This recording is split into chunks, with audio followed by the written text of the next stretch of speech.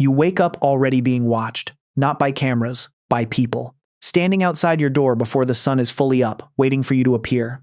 In Rome, this happened every single morning to the wealthy. It was called the salutatio.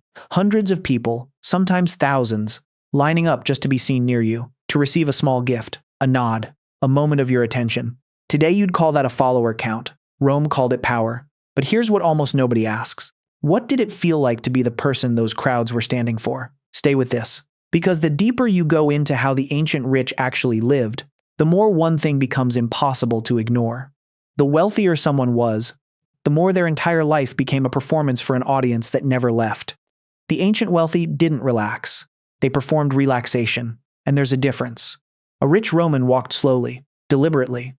Rushing was for people who had somewhere to be, and the entire point of being rich was that you didn't. Every gesture, every garment, every step was a signal. The toga itself, 6 meters of wool, impossible to put on alone, was proof you had people. The garment needed witnesses just to get dressed. Joseph Henrich, at Harvard, has spent years studying how status signals evolve across cultures. His research keeps landing on the same finding. Status isn't really about the resource. It's about who's watching you have it. You already know this. You just don't usually say it out loud. Think about the last time you got something good. A new job, a trip, something you were proud of. Be honest. How much of the satisfaction came from having it? And how much came from people seeing that you had it? You're scrolling right now, maybe. Or you will be later. And somewhere in that scroll is someone showing you their life, carefully arranged, carefully lit, carefully timed. That's the salutatio.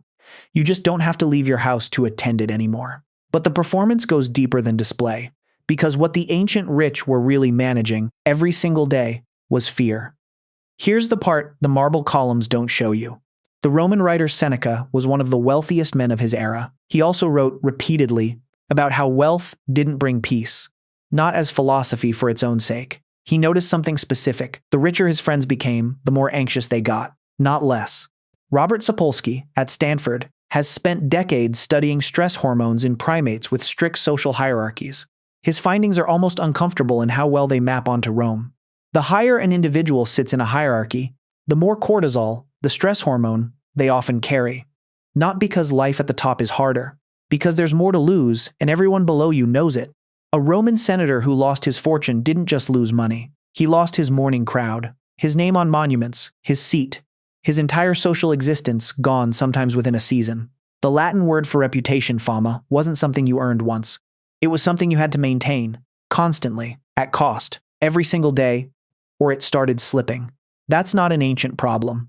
At Roman dinner parties, hosts would sometimes serve 3 different qualities of wine to 3 different tiers of guests at the same table. The best wine to the most important people, diluted wine to everyone else. One ancient writer noted something quietly devastating about this. The guests at the bottom always noticed.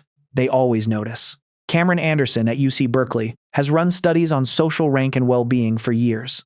One consistent finding: people are remarkably accurate at sensing where they rank in a group, even when nobody says it out loud. You can feel which wine you were given. You've felt it. Maybe this week. Here's where it gets stranger.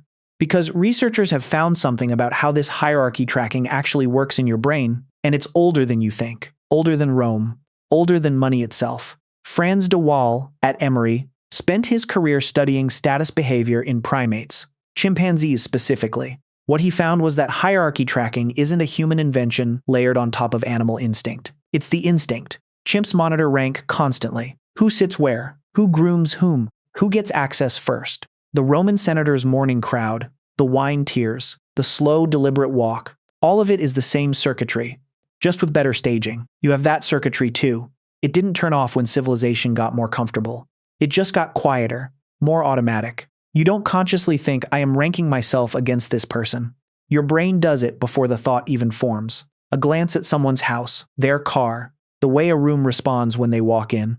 There's one more thing the ancient wealthy had that's worth sitting with. Not luxury, not power, time. The Greeks had a word, skol. It's where we get the word school. It didn't mean laziness. It meant the condition that made everything else possible. Philosophy, friendship. Thinking about something just because it was interesting, with nowhere else you needed to be. Almost nobody had that. It was the rarest resource in the ancient world, rarer than gold, because gold could be taken, But an afternoon with nothing required of you could only be bought with everything else you had. So here's the question underneath all of it. The ancient rich built houses designed to make people's jaws drop at the right moment. They staged their entire existence for an audience. They tracked, constantly, who sat closer to power and who sat further away, and they felt it. Every time the ranking shifted, even slightly, they had almost everything. And the one thing they were still chasing was the same thing chimpanzees chase, and the same thing you're chasing. Not comfort, not things.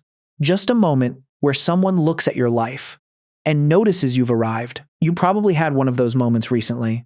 A small one, you know the one. That wasn't new. That was Rome, with better lighting.